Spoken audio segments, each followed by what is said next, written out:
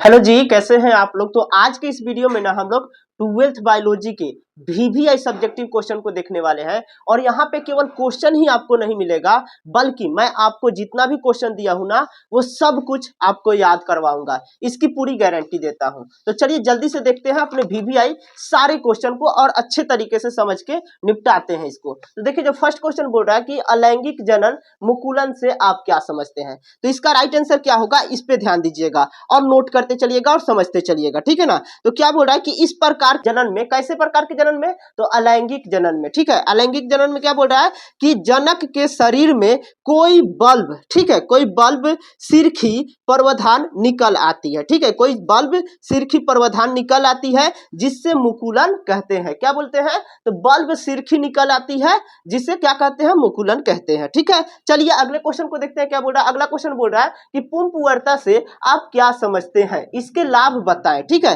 तो देखिए इसका राइट आंसर क्या होगा, तो इसका राइट आंसर हो जाएगा कि पुंपवर्ता द्विलिंगी पुष्प में परागकण जनन भाग मादा जनन भाग से बहुत पहले परिपक्व होकर परागकण में मुक्त कर परागकण को उत्सर्जित करता है, ठीक है। तो ऐसे परागकण में क्या होता है, तो पहले ही परिपक्व हो जाता है, कौन सा, तो जनन भाग जो होता है ना वो पहले ही परिपक्व हो जाता है, ठीक है। अब इसका लाभ क्या होगा, तो इसका लाभ जो होता है वो होता है द्विलिंगी पुष्प में स्वनिषेचन को रोककर विभिन्नता उत्पन्न करता है, ठीक है। क्या बोलता है कि इसमें लाभ क्या होगा कि द्विलिंगी पुष्प में स्वनिषेचन को रोककर विभिन्नता उत्पन्न करता है, ठीक है। अब अगले क्वेश्चन को देखते हैं जो बहुत ही इंपॉर्टेंट है। तो अगला क्वेश्चन क्या बोल रहा है कि सहलगनता को परिभाषित करें। सहलगनता क्या होता है, तो सहलगनता को परिभाषित करने के लिए दो होमोलोगस क्या होते हैं, गुणसूत्रों के धागों को एक दूसरे के साथ जोड़ने की घटना को ही क्या बोलते हैं, सहलगनता। जहां पे भी बोल रहा है समझ में आ रहा होगा कि सह लगन मतलब मिलना होता है और सह मतलब एक से ज्यादा, ठीक है। तो दो धागा जहां पे मिलता है ना उसी को क्या बोलते हैं, सहलगनता बोलते हैं, ठीक है। अब आते हैं अपने अगले क्वेश्चन को जो कि बहुत ही मोस्ट इंपॉर्टेंट है कि मलेरिया के लक्षण क्या होते हैं और उसके उपचार क्या है। तो मलेरिया के लक्षण बहुत ही सिंपल है, जो आप लोग जानते भी होंगे, पर फिर भी एक बार हम लोग देखेंगे। तो मलेरिया का जो लक्षण होता है वो क्या होता है कि कंपन के साथ बुखार होगा, सिर दर्द रहेगा और पेशियों में दर्द रहेगा। पेशियों मतलब हमेशा बॉडी क्या करेगा, पेन करता रहेगा और 48 आवर्स के बाद माने 2 दिन के बाद हमेशा बार बार बुखार रिपीट करते रहेगा, ठीक है। ये तो हो गई लक्षण। अब बात करेंगे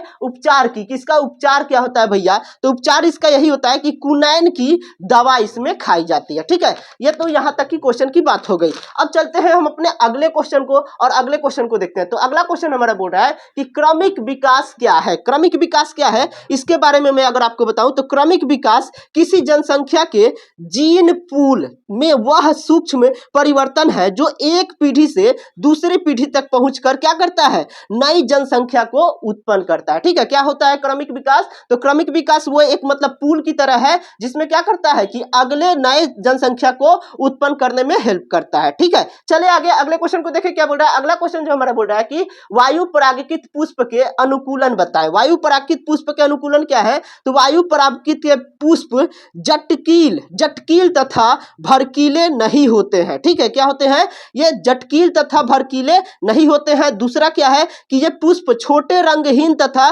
गंधहीन होते हैं और ये पुष्प क्या होते हैं, हल्के तथा चिकने होते हैं, ठीक है। चले आगे अगले क्वेश्चन को देखें क्या बोल रहा है। अगला क्वेश्चन बोल रहा है कि एड्स के 2 लक्षणों के विवेचना करें, ठीक है। एड्स के 2 लक्षण बताना है, तो कौन कौन से वे रोग हैं, तो पहला जो रोग है कि एक प्रकार का फेफड़ा का रोग हो जाता है, ठीक है। एक प्रकार का इसमें फेफड़ा का रोग हो जाएगा। दूसरा क्या है, त्वचा का कैंसर होगा, एड्स जिसको हो जाएगा ना स्किन का कैंसर हो जाता है, ठीक है। चले आगे अगले क्वेश्चन को देखें क्या बोल रहा है। अगला जो क्वेश्चन बोल रहा है कि अंड जनन से आप क्या समझते हैं। अंड जनन क्या होता है इसके बारे में अब हम लोग बात करेंगे। क्या बोल रहा है कि अंडाशय के बीच डिंब कोशिका अगुणित अंड कोशिका में परिवर्तन को अंड जनन कहा जाता है। अंड जनन क्या होता है, तो डिंब कोशिका के अनुगुणित अंड कोशिका में परिवर्तन को ही क्या बोलते हैं, अंड कोशिका बोलते हैं, ठीक है, अंड जनन बोलते हैं, ठीक है ना। चलिए अब अगले क्वेश्चन को देखते हैं। अगला क्वेश्चन बोल रहा है कि अंतः प्रजनन से क्या समझते हैं। अंतः प्रजनन से क्या समझते हैं इसके बारे में हम लोग बात करेंगे।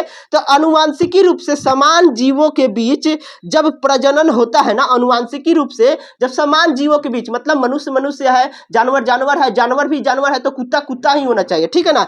समान जीवों के बीच जब प्रजनन होता है ना, तो इसे अंतः प्रजनन कहते हैं। ठीक है, अब देखिए इसके बाद क्या बोला कि अंतः प्रजनन के कारणों से आबादी में अच्छी जीवन की बढ़ोतरी होती है। इससे क्या होता है कि आबादी में अच्छी जीवन की बढ़ोतरी होती है। ठीक है ना, चलिए अगले क्वेश्चन को देखते हैं क्या बोल रहा है। अगला क्वेश्चन बोल रहा है कि मनोकार्पिक फलों को लिखें। मनोकार्पिक फलों को लिखें, क्या बोल रहा है कि वह सत्य फल जिसका विकास एक कार्पिल से होता है वह मनोकार्तिक फल कहलाता है। वह क्या कहलाएगा? मनोकार्तिक फल कहलाता है। अगर आप लोग चाहते हैं कि ऐसे ही सारे सब्जेक्ट का जो VVI सब्जेक्टिव है वो आपको बिल्कुल फ्री में मिल जाए, तो आप हमारे टेलीग्राम चैनल पे ज्वाइन कर सकते हैं। और अगर आप लोगों को ये वीडियो अच्छी लगी हो तो दोस्तों को शेयर करना बिल्कुल मत भूलिएगा, और चैनल को सब्सक्राइब कर दीजिए और वीडियो को लाइक कर दीजिए। मिलते हैं इसी तरह के शानदार वीडियो के साथ, तब तक आप हमारे साथ बने रहिए और पढ़ाई करते रहिए। धन्यवाद।